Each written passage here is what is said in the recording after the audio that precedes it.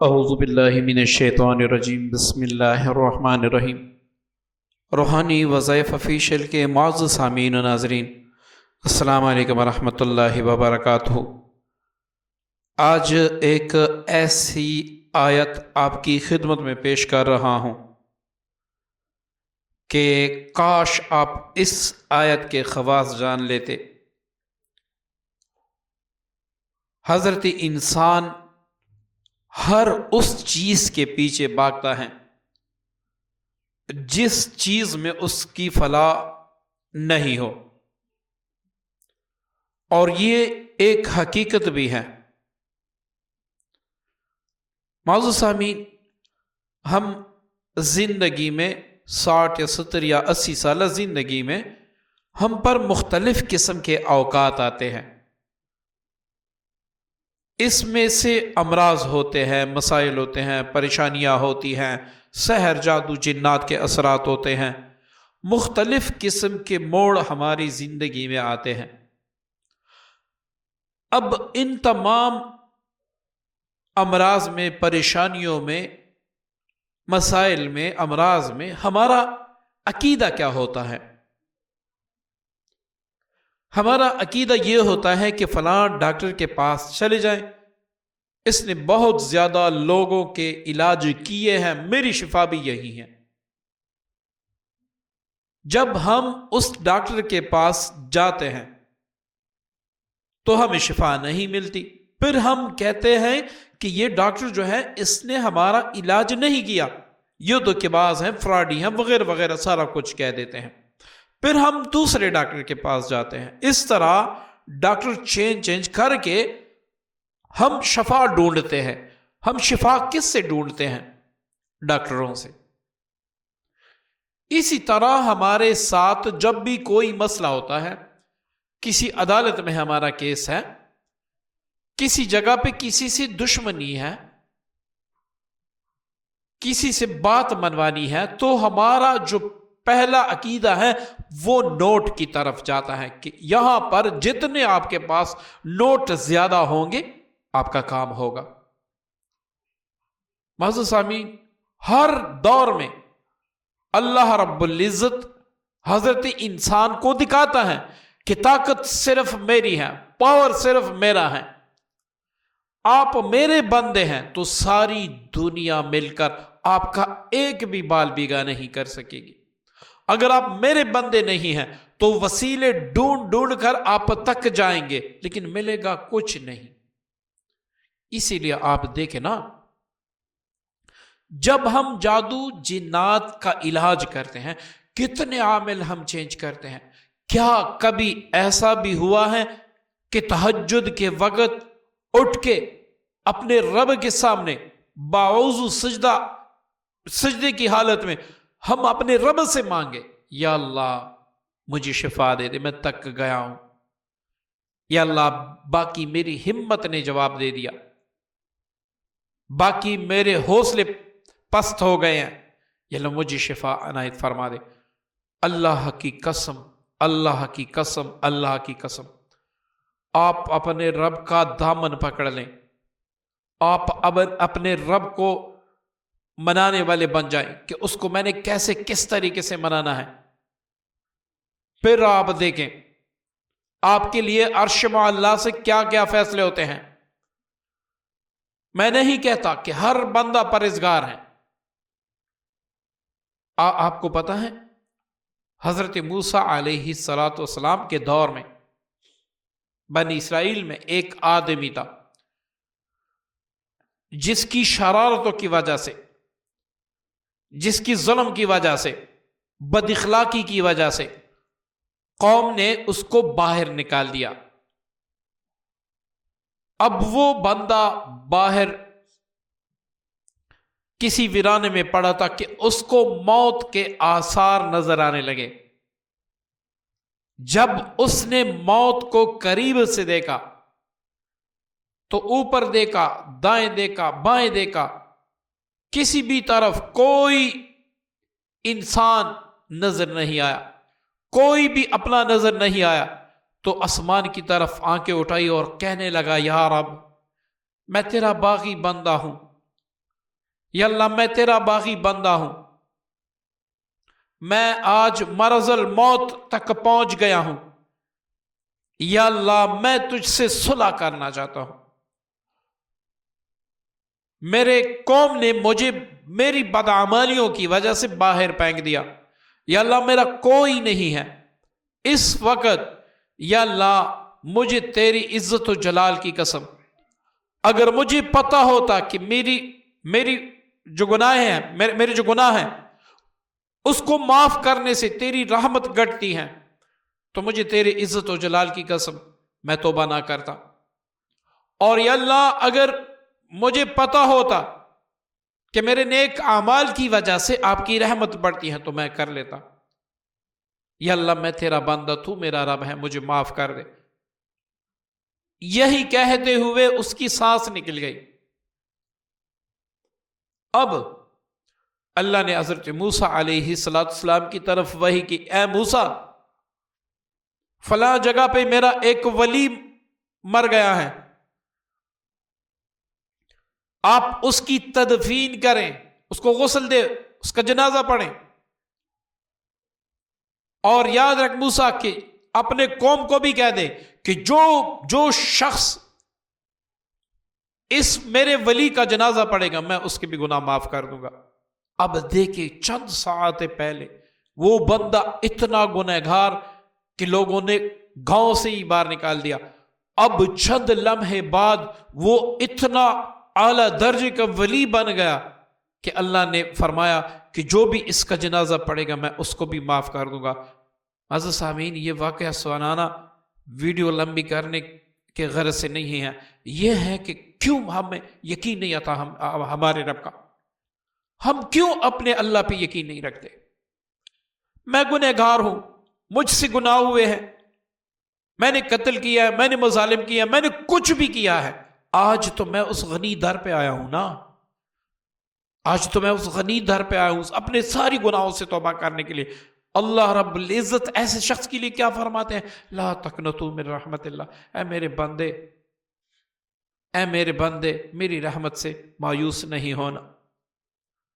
اب جب ہمیں کوئی مسئلہ ہوتا ہے تو اللہ تعالیٰ خود ایسے الفاظ، ایسی آیتیں قرآن میں اللہ رب العزت نے ہمارے لیے رکھی ہیں کہ جب آپ یہ پڑھیں گے تو آپ کے ساتھ وہ کمالات ہوں گے کہ آپ کے وہم و گمان میں بھی نہیں ہوگا۔ معزز سامعین، آپ قرآن کو ترجمے کے ساتھ پڑھیں، آپ اس کو تفسیر کے ساتھ پڑھیں، تبھی آپ کو پتہ چلے گا کہ بھائی یہ قرآن ہے کیا، یہ قرآن ہے کیا، اور اس میں اللہ نے کتنی پیاری پیاری آیتیں جو ہے نا نازل کی ہے۔ آپ دیکھنا، حسبنا اللہ و نعم الوکیل، حسبنا اللہ و نعم الوکیل، اس کے خواص کس کو پتہ ہے، اور جس کو پتہ ہے وہ چھوڑتا ہی نہیں۔ معزز سامعین، انہی آیات میں ایک جو آپ کو اسکرین پر نظر آ رہی ہے، امن یجیب المضطر، یہ آیت میں سمجھتا ہوں کہ ہر بندہ کم از کم دن میں 200 بار 300 بار اس کو ضرور پڑھا کرے، اس کو ضرور پڑھا کرے، اس کو اپنا ورد بنا لے۔ میں اس کی تشریح تو میں نہیں کرتا، نہ میں اس کا ترجمہ کرتا ہوں، اس کا میں عام سادہ الفاظ میں ایک چھوٹی سی تشریح کرتا ہوں کہ اے میرے بڑے عظیم رب، میرے بڑے عظیم رب، اس وقت جب مجھے اضطراب ہے، میں تجھے پکار رہا ہوں، میری مدد فرما۔ اب آپ خود سوچیں کہ جب آپ اتنے پیارے الفاظ سے اللہ کو پکاریں گے، اس کی رحمت جوش میں نہیں آئے گی؟ کیوں آپ زندگی سے تنگ ہیں؟ کتنا بڑا مسئلہ ہے، کتنی بڑی پریشانی ہے، کیا رب سے بڑی ہے؟ کیا رب کی رحمت سے بڑی ہے؟ کچھ بھی نہیں ہے۔ ہم میں تم میں فرق ہے، ہم میں تم میں فرق ہے۔ اگر یہ فرق نہیں ہوتا تو آج ہم اللہ کے در سے مانگنے والے بن جاتے ہیں، ہم اللہ کے در سے مانگنے والے بن جاتے ہیں۔ اب زندگی کا کوئی بھی مسئلہ ہو، کوئی بھی بے چینی ہو، کوئی پریشانی ہو، کوئی بھی لا علاج مرض ہو، ڈاکٹر، اتباع، عاملین، ساری دنیا مل کر آپ کو جواب دے دے آپ کا علاج نہیں ہونے والا، آپ کا علاج نہیں ہونے والا، وہاں پر آپ اللہ کے سامنے گڑ گڑائیں، اللہ کے سامنے سجدہ ریز ہوئیں کہ اللہ ساری دنیا نے تو جواب دے دیا، آپ ہی وہ رب ہے جس کے خزانوں میں نابی نہیں ہے، اور جو ہر مرض کا بھی علاج کر سکتا ہے، جس کے پاس ہر پریشانی کا علاج ہے، یا اللہ میرے تمام مسائل حل فرما دے۔ اب آپ اپنے غموں کو لے کر، اپنی پریشانیوں کو لے کر، اپنے امراض کو لے کر آنکھیں بند کر کے یہ کہیں کہ میں حرم پاک میں موجود ہوں اور میں امن یجیب المضطر، اس طرح میں اپنے رب کو پکار رہا ہوں، اور میرا اللہ جو ہے وہ میرے اس درد دل کی آواز سن رہا ہے، اور مجھے کہہ رہا ہے کہ میرے بندے جو آپ کے ساتھ مصیبتیں ہیں، میں ان قریب اس سے آپ کو نجات دینے والا ہوں۔ معزز سامعین، ہر وظیفے کے کچھ قواعد شرائط ہوتے ہیں، ہم اس پر پورا نہیں اترتے، تب ہم جا کے کہتے ہیں کہ بھائی میں نے یہ آیت اتنے مہینے پڑھی، مجھے کوئی فائدہ نہیں ہوا۔ فائدہ آپ کو کیسے ہوگا؟ فائدہ آپ کو کیسے ہوگا؟ آپ نے اس کے رموز جانے ہیں، اس کے پڑھنے کا طریقہ بھی جانا ہے، کچھ آپ کا عقل ہے۔ بعض لوگ پوچھتے رہتے ہیں بھائی آپ نے اس وظیفے سے کس کس کو فائدہ ہوا، وہ ذرا کمنٹس میں بتا دیں کس کس کو فائدہ ہوا۔ ایک دوا سے ایک مریض کو فائدہ نہیں ہوگا بامر الہی، تو کیا اسی دوا سے آپ کو بھی فائدہ نہیں ہوگا؟ ایسے بالکل نہیں ہے۔ معزز سامعین، وظائف میں زیادہ تر انحصار وہ آپ کا اللہ رب العزت پر یقین ہے۔ جتنا یقین پختہ ہوتا ہے اتنا ہی آپ کے وظائف پر اثر ہوتے ہیں، جتنا آپ توجہ کے ساتھ وظیفہ پڑھتے ہیں اتنا ہی اس وظیفے میں اثر زیادہ ہوتا ہے۔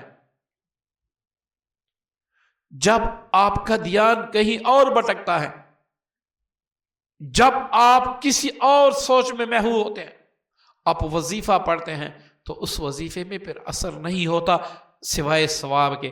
تو آپ جب بھی کوئی آیت پڑھیں، مستقل مزاجی سے پڑھیں، یقین سے پڑھیں، مکمل تصور سے پڑھیں، پھر آپ اس کا کمال دیکھیں۔ اب معزز سامعین، اگر آپ کے ساتھ کوئی پریشانی نہیں ہے، آپ پیشگی پریشانیوں سے بچنا چاہتے ہیں، آپ یہ چاہتے ہیں کہ بھئی ہر جگہ اللہ مجھے عزت دے، مجھے رزق حلال دے، میں ہر سال حج کروں، ہر سال عمرے پہ جاؤں، میں غریبوں کا مداوع کروں، میں زکوٰۃ دوں، میں خیرات دوں، مجھے اللہ تعالیٰ اتنا غنی کر دے کہ کسی نے نہ سنا ہو، نہ کسی آنکھ نے دیکھا ہو، تو آپ اس آیت کو اول آخر 11 بار درود ابراہیمی کے ساتھ 101 بار کسی بھی وقت پڑھیں۔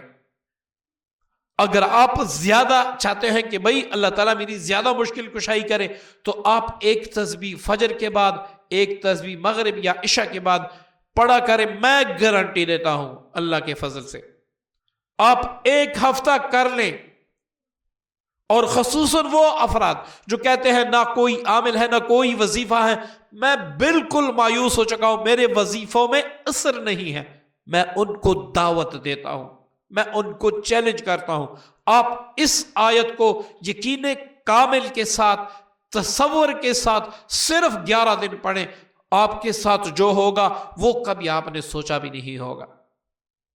جیسا بھی مسئلہ ہے نا، جیسا بھی مسئلہ ہے۔ معزز سامعین، اس آیت میں ہر مسئلے کا حل ہے، ہر مرض کی شفا ہے،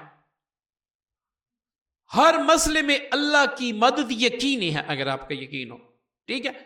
اب کوئی چاہتا ہے کہ عدالت میں کیس ہیں یا اس طرح کوئی بڑا مسئلہ پیش آیا جس نے میرے اوسان خطا کر دیے، جس نے میرے حوصلے بس پست کر دیے، اب میرے پاس سوائے اللہ کے کوئی بھی نہیں ہے، تو آپ 2 رکعت کامل وضو کے ساتھ صلاۃ حاجت پڑھیں۔ اگر یہ آیت آپ کو یاد ہے پھر تو سونے پہ سہاگا ہے. آپ ہر رکعت میں سورہ فاتحہ کے بعد یہی آیت 101 بار پڑھ لیں. دوسری رکعت میں بھی آپ 101 بار پڑھ لیں. سلام پھیرنے کے بعد سجدے میں بھی 41 بار پڑھ لیں اور دعا کریں یا اللہ اے میرے مشکل کشا رب، اے میرے وحدہ لا شریک رب، یہ جو مسئلہ مجھے درپیش ہے میرے لیے انتہائی زیادہ بڑا ہے، لیکن میرے رب تیرے سامنے کس کی بس ہے؟ تیرے سامنے کون سی طاقت ہے جو ٹک سکتی ہے؟ یا اللہ میرے ہر مسئلے کا مشکل کشا ہی تو ہے. یا اللہ میرے ہر مرض کا مداوا تو ہے. یا اللہ مجھے ہر مرض سے شفا تو ہی دے سکتا ہے، مجھے قرض سے نجات تو ہی دے سکتا ہے. یا اللہ جو کلام میں نے پڑھا اس کی برکت سے میرے فلاں مسئلے میں یا فلاں پریشانی میں یا اس میں میری مدد فرما، اس کو دور فرما. معزز سامعین 11 دن کر لیں. آپ دل کی کیفیت دیکھیں، آپ حالات کو دیکھیں. اس سے پہلے حالات آپ کو خراب نظر آتے ہوں گے، لیکن جب آپ یہ عمل شروع کر لیں گے ہر جگہ سے آپ کی مدد ہوگی اور اللہ تعالیٰ ہر مسئلے میں انشاءاللہ آپ کی غیبی مدد کرے گا. معزز سامعین بس یہ دعا کریں اپنے لیے میرے لیے کہ یا اللہ ہمیں اپنی رحمت سے وابستہ رکھ، ہمیں اپنی رحمت سے وابستہ رکھ. یا اللہ ساری دنیا سے دور ہو جائیں کوئی پرواہ نہیں ہے. یا اللہ اپنے آپ سے اپنے حبیب سے ہمیں دور نہ کر. بس ہم بہک چکے ہیں، ہم باغی بن چکے ہیں یا اللہ، لیکن تو غنی ہے، تو ستار ہے، تو غفار ہے، تو رحمان ہے، تو رحیم ہے. یا اللہ ہمیں اپنے در سے جدا نہ کرنا، اب ہمیں اپنے حبیب کے در سے جدا نہ کرنا. واللہ قسم، واللہ ایسا کوئی مسئلہ بھی نہیں ہوگا کہ حل نہیں ہوگا، ایسا کوئی مرض بھی نہیں ہوگا کہ آپ کو شفا نہیں ملے گی. امید کرتا ہوں عمل آپ کو پسند آیا ہوگا. نیکسٹ ویڈیو تک مجھے اجازت دیجیے گا. اللہ حافظ.